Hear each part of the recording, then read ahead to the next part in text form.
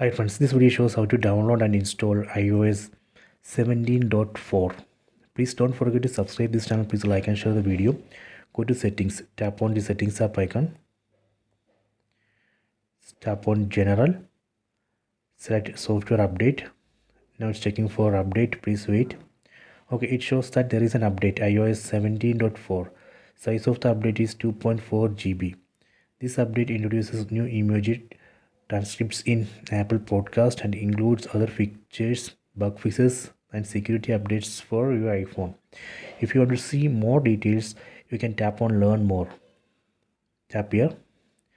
So this way we get more details about this particular update. You can read it. Then tap on Done and go back. See, here you can see Update Now button. Tap on this Update Now button. That way we can download and install this update in this iPhone. So this way we can